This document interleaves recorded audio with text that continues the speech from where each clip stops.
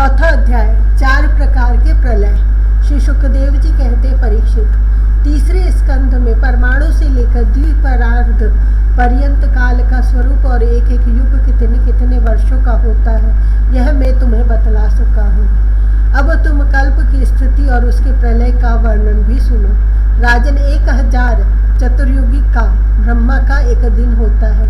ब्रह्मा के इस दिन को ही कल्प भी कहते हैं। एक कल्प में 14 मनु होते हैं। कल्प के अंत में उतने ही समय तक प्रलय भी रहता है। प्रलय को ही ब्रह्मा की रात भी कहते हैं। उस समय ये तीनों लोक लीन हो जाते हैं, उनका प्रलय हो जाता है। इसका नाम नैमित्तिक प्रलय है। इस प्रलय के अवसर पर सारे विश्व को अपने अंदर समेट कर लीन कर ब्रह्मा और तत्पश्चात शेषशायी भगवान नारायण भी शयन कर जाते हैं। इस प्रकार रात के बाद दिन और दिन के बाद रात होते होते जब ब्रह्मा जी की अपने मान से 100 वर्ष की और मनुष्यों की दृष्टि से दोपरार्ध की आयु समाप्त हो जाती है, तब महत्व तत्व, अहंकार और पंच तन्मात्रा, ये 7 प्रकृतियां अपने कारण मूल प्रकृति में लीन हो जाती है। राजन, इसी का नाम प्राकृतिक प्रलय है। इस प्रलय में प्रलय का कारण उपस्थित होने पर पंचभूतों के मिश्रण से बना हुआ ब्रह्मांड अपना स्थूल रूप छोड़कर कारण रूप में स्थित हो जाता है, घुल मिल जाता है। परीक्षित, प्रलय का समय आने पर 100 वर्ष तक मेघ पृथ्वी पर वर्षा नहीं करते, किसी को अन्न नहीं मिलता। उस समय प्रजा भूख प्यास से व्याकुल होकर एक दूसरे को खाने लगती है।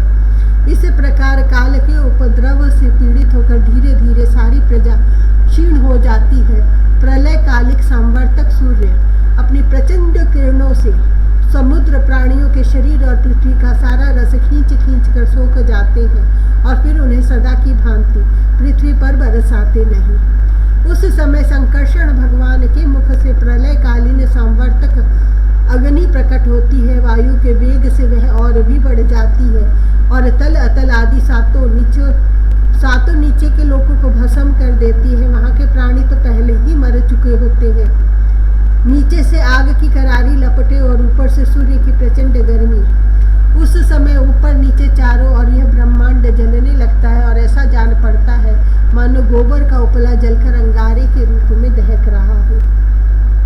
इसके बाद प्रलय कालीन अत्यंत प्रचंड सांवर्तक वायु सैकड़ों वर्षों तक चलती रहती है। उस समय का आकाश धुएं और धूल से तो भरा ही रहता है। उसके बाद असंख्य रंग बिरंगे बादल आकाश में मंडराने लगते हैं और बड़ी भयंकरता के साथ गरज गरज कर सैकड़ों वर्षों तक वर्षा करते रहते हैं। उस समय ब्रह्मांड के भीतर का सारा संसार एक समुद्र हो जाता है। सब कुछ जल में मग्न हो जाता है। इस प्रकार जब जल प्रलय हो जाता है, तब जल पृथ्वी के विशेष गुण गंध को रस लेता है, अपने में लीन कर लेता है। गंध गुण के जल में लीन हो जाने पर पृथ्वी का प्रलय हो जाता है। वह जल में घुल मिलकर जल रूप बन जाती है। राजन, इसके बाद जल के गुण रस को तेजस तत्व ग्रस लेता है और जल नीरस होकर तेज में समा जाता है। तदंतर वायु तेज के गुण रूप को ग्रस लेता है और तेज रूप रहित होकर वायु में लीन हो जाता है। अब आकाश वायु के गुण स्पर्श को अपने में मिला लेता है और वायु स्पर्शहीन होकर आकाश में शांत हो जाता है। इसके बाद तामस अहंकार आकाश के गुण शब्द को ग्रस लेता है और आकाश शब्दहीन होकर तामस अहंकार में लीन हो जाता है। इसी प्रकार तेजस अहंकार इंद्रियों को और वैकारिक सात्विक अहंकार इंद्रियाधिष्ठात्री देवता और इंद्रिय वृत्तियों को अपने में लीन कर लेता है। तत्पश्चात महत्त्व अहंकार को और सत्व आदि गुण महत्त्व को ग्रस लेते हैं। परीक्षित, यह सब काल की महिमा है। उसी की प्रेरणा से अव्यक्त प्रकृति गुणों को ग्रस लेती है और तब केवल प्रकृति ही प्रकृति शेष रह जाती है। वही चराचर जगत का मूल कारण है। वह अव्यक्त अनादि अनंत नित्य और अविनाशी है। जब वह अपने कार्यों को लीन करके प्रलय के समय साम्य अवस्था को प्राप्त हो जाती है, तब काल के अवयव वर्ष मास दिन रात क्षण आदि के कारण उसमें परिणाम क्षय वृद्धि आदि किसी प्रकार के विकार नहीं होते। उस समय प्रकृति में स्थूल अथवा सूक्ष्म रूप से वाणी, मन, सत्वगुण, रजोगुण, तमोगुण, महत्व तत्व आदि विकार, प्राण, बुद्धि, इंद्रिय और उनके देवता आदि कुछ नहीं रहते। श्री सृष्टि के समय रहने वाले लोगों की कल्पना और उनकी स्थिति भी नहीं रहती। उस समय स्वप्न, जागृत और सुषुप्ति ये तीन अवस्थाएं नहीं रहती। आकाश, जल, पृथ्वी, वायु, अग्नि और सूर्य भी नहीं रहते। सब कुछ सोए हुए के समान शून्य सा रहता है। उस अवस्था का तर्क के द्वारा अनुमान करना भी असंभव है। उस अव्यक्त को ही जगत का मूलभूत तत्व कहते हैं। इसी अवस्था का नाम प्राकृत प्रलय है। उस समय पुरुष और प्रकृति दोनों की शक्तियां काल के प्रभाव से क्षीण हो जाती है और विवश होकर अपने मूल स्वरूप में लीन हो जाती है। परीक्षित, अब आत्यंतिक प्रलय अर्थात मोक्ष का स्वरूप बतलाया जाता है। बुद्धि, इंद्रिय और उनके विषयों के रूप में उनका अधिष्ठान ज्ञान स्वरूप वस्तु ही भासित हो रही है।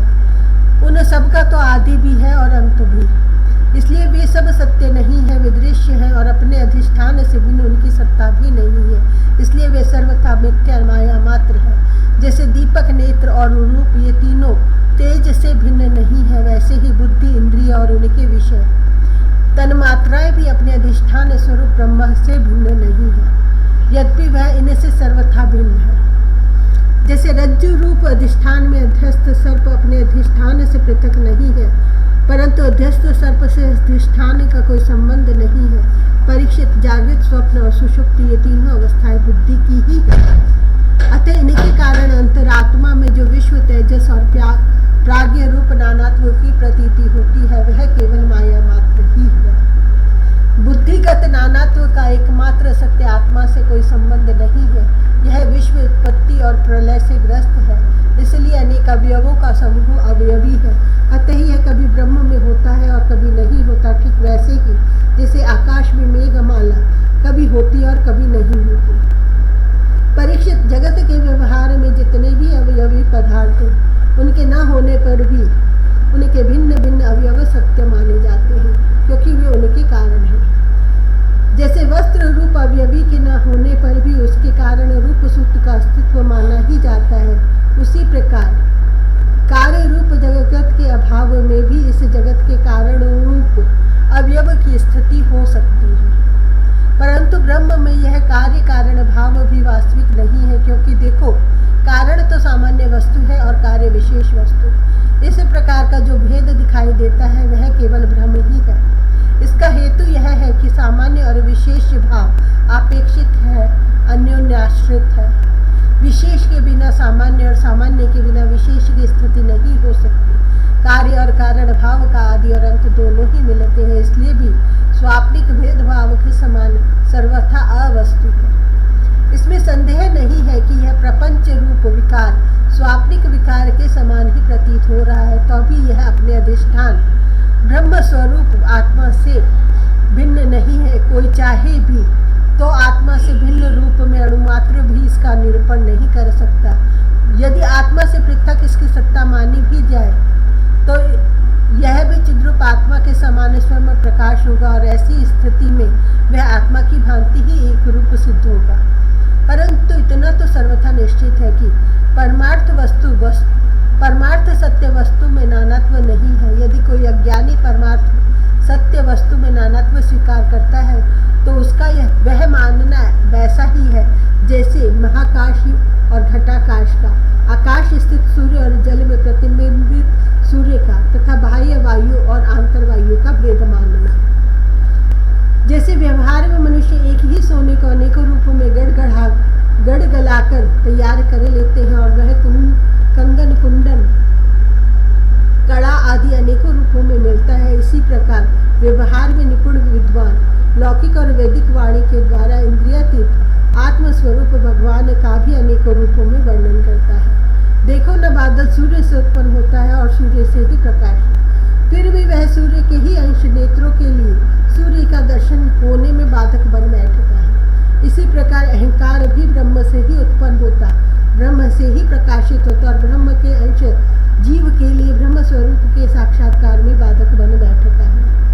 जब सूर्य से प्रकट होने वाला बादल तितर-बितर हो जाता है तब नेत्र अपने स्वरूप सूर्य का दर्शन करने में समर्थ होते हैं। ठीक वैसे ही जैसे जीव के हृदय में जिज्ञासा जगती है तब आत्मा की उपाधि अहंकार नष्ट हो जाता है और उसे अपने स्वरूप का साक्षात्कार हो जाता है। प्रिय परीक्षित, परीक्षित, जब जीव विवेक के खड्ग से मायामय अहंकार का बंधन काट देता है, तब यह अपने एक रस आत्म स्वरूप के साक्षात्कार में स्थित हो जाता है। आत्मा की यह माया मुक्त वास्तविक स्थिति ही आत्यंतिक प्रलय कही जाती है। हे शत्रुदमन, तत्वदर्शी लोग कहते हैं कि ब्रह्मा से लेकर तिनके तक जितने प्राणी या पदार्थ हैं, सभी हर समय पैदा होते और मरते रहते हैं, अर्थात नित्य रूप से उत्पत्ति और प्रलय होता ही रहता है। संसार के परिणामी पदार्थ नदी प्रवाह और दीप शिखा आदि क्षण क्षण बदलते रहते हैं। उनकी बदलती हुई अवस्थाओं को देखकर यह निश्चय होता है कि देह आदि भी कालरूप सोते के वेग में बदलते बहते जा रहे हैं, बहते बदलते जा रहे हैं। इसलिए क्षण क्षण में उनकी उत्पत्ति और प्रलय हो रहा है। जिसे आकाश में तारे हर समय चलते ही रहते हैं, परंतु उनकी गति स्पष्ट रूप से नहीं दिखाई पड़ती, वैसे ही भगवान के स्वरूपभूत अनादि अनंत काल के कारण प्राणियों की प्रतिक्षण होने वाली उत्पत्ति और प्रलय का भी पता नहीं चलता। परीक्षित, मैंने तुमसे 4 प्रकार के प्रलय का वर्णन किया, जिनके नाम है नित्य प्रलय, नैमित्तिक प्रलय, प्राकृतिक प्रलय और आत्यंतिक प्रलय। वास्तव में काल की सूक्ष्म गति ऐसी ही है। हे कुरुश्रेष्ठ, विश्व विधाता भगवान नारायण ही समस्त प्राणियों और शक्तियों के आश्रय है। जो कुछ मैंने संक्षेप से कहा है, वह सब उन्हीं की लीला कथा है। भगवान की लीलाओं का पूर्ण वर्णन तो स्वयं ब्रह्मा जी भी नहीं कर सकते। जो लोग अत्यंत दुस्तर संसार सागर से पार जाना चाहते हैं, अथवा जो लोग अनेकों प्रकार के दुख दावानल से दग्ध हो रहे हैं, उनके लिए पुरुषोत्तम भगवान की लीला कथा रूप रस के सेवन के अतिरिक्त और कोई साधन, कोई नौका नहीं है। ये केवल लीला रसायन का सेवन करके ही अपना मनोरथ सिद्ध कर सकते हैं। जो कुछ मैंने तुम्हें सुनाया है, यही श्रीमद् भागवत महापुराण है। इसे सनातन ऋषि नर नारायण ने पहले देव ऋषि नारद को सुनाया था, और उन्होंने मेरे पिता महर्षि कृष्ण द्वैपायन को। महाराज उन्हीं बद्रीवन बिहारी भगवान श्री कृष्ण द्वैपायन ने प्रसन्न होकर मुझे इस वेद तुल्य श्री भागवत संहिता का उपदेश किया। कुरुक्षेत्र आगे चलकर जब शौनक आदि ऋषि नैमिषारण्य क्षेत्र में बहुत बड़ा सत्र करेंगे, तब उनके प्रश्न करने पर पौराणिक वक्ता श्री सूत जी उन लोगों को इस संहिता का श्रवण कराएंगे। 5वां अध्याय, श्री शुकदेव जी का अंतिम उपदेश। श्री शुकदेव जी कहते हैं, प्रिय परीक्षित, श्रीमद् भागवत महापुराण में बार बार और सर्वत्र विश्वात्मा भगवान श्री हरि का ही संकीर्तन हुआ है। ब्रह्मा और रुद्र भी श्री हरि से पृथक नहीं है, उन्हीं की प्रसाद लीला और क्रोध लीला की अभिव्यक्ति है। हे राजन, अब तुम यह पशुओं की सी अविवेक मूलक धारणा छोड़ दो कि मैं मरूंगा। जैसे शरीर पहले नहीं था और अब पैदा हुआ और फिर नष्ट हो जाएगा, वैसे ही तुम भी पहले नहीं थे, तुम्हारा जन्म हुआ, तुम मर जाओगे, यह बात नहीं है। जैसे बीज से अंकुर और अंकुर से बीज की उत्पत्ति होती है, वैसे ही एक देह से दूसरे देह की और दूसरे देह से तीसरे की उत्पत्ति होती है। किंतु तुम न तो किसी से उत्पन्न हुए हो और न तो आगे पुत्र पौत्रादिकों के शरीर के रूप में उत्पन्न होगे। अजी जैसे आग लकड़ी से सर्वथा अलग रहती है, लकड़ी की उत्पत्ति और विनाश से सर्वथा परे, वैसे ही तुम भी शरीर आदि से सर्वथा अलग हो। स्वप्न अवस्था में ऐसा मालूम होता है कि मेरा सिर कट गया है और मैं मर गया हूँ। मुझे लोग शमशान में जला रहे हैं, किंतु ये सब शरीर की ही अवस्थाएं दिखती हैं, आत्मा की नहीं। देखने वाला तो उन अवस्थाओं से सर्वथा परे, जन्म और मृत्यु से रहित शुद्ध बुद्ध परम तत्व स्वरूप है। जैसे घड़ा फूट जाने पर आकाश पहले की ही भांति अखंड रहता है, परंतु घटाकाशता की निवृत्ति हो जाने से लोगों को ऐसा प्रतीत होता है कि वह महाकाश से मिल गया है। वास्तव में वह मिला हुआ ही था। वैसे ही देहपात हो जाने पर ऐसा मालूम पड़ता है कि मानो जीव ब्रह्म हो गया। वास्तव में तो वह ब्रह्म था ही। उसकी अब्रह्मता तो प्रतीति मात्र थी। मन ही आत्मा के लिए शरीर, विषय और कर्मों की कल्पना कर लेता है, और उस मन की सृष्टि है माया, अविद्या। वास्तव में माया ही जीव के संसार चक्र में पड़ने का कारण है। जब तक तेल रखने का पात्र, बत्ती और आग का संयोग रहता है, तभी तक दीपक में दीपकपना है। वैसे ही उनके ही समान जब तक आत्मा का कर्म, मन, शरीर और इनमें रहने वाले चैतन्याध्यास के साथ संबंध रहता है, तभी तक तो उसे जन्म मृत्यु के चक्र संसार में भटकना पड़ता है और रजोगुण, सतोगुण तथा तमोगुण की वृत्तियों से उसे उत्पन्न, स्थित एवं विनिष्ट होना पड़ता है। परंतु जैसे दीपक के बुझ जाने से तत्व रूप तेज का विनाश नहीं होता, वैसे ही संसार का नाश होने पर भी स्वयं प्रकाश आत्मा का नाश नहीं होता, क्योंकि वह कार्य और कारण, व्यक्त और अव्यक्त सबसे परे है। वह आकाश के समान सबका आधार है, नित्य और निश्चल है, वह अनंत है। सचमुच आत्मा की उपमा आत्मा ही है। हे राजन, तुम अपनी विशुद्ध एवं विवेकवती बुद्धि को परमात्मा के चिंतन से भरपूर कर लो और स्वयं ही अपने अंतर में स्थित परमात्मा का साक्षात्कार करो। देखो, तुम मृत्युओं की भी मृत्यु हो, तुम स्वयं ईश्वर हो। ब्राह्मण के शाप से प्रेरित तक्षक तुम्हें भस्म न कर सकेगा। अजय तक्षक की तो बात ही क्या, स्वयं मृत्यु और मृत्युओं का समूह भी तुम्हारे पास तक न फटक सकेंगे। तुम इस अनुसंधान चिंतन करो, तुम इसी प्रकार अनुसंधान चिंतन करो कि मैं ही सर्वाधिष्ठान पर ब्रह्म हूँ, सर्वाधिष्ठान ब्रह्म में ही हूँ। इसी प्रकार तुम अपने आप को अपने वास्तविक एक रस अनंत अखंड स्वरूप में स्थित कर लो। उस समय अपनी विषैली जीभ लपलपाता हुआ अपने होठों के कोण में चाटता हुआ तक्षक आए और अपने विश्वपूर्ण मुखों से तुम्हारे पैरों में डस ले, कोई परवाह नहीं। तुम अपने आत्म स्वरूप में स्थित होकर इस शरीर को और तो क्या है, सारे विश्व को भी अपने से पृथक न देखोगे।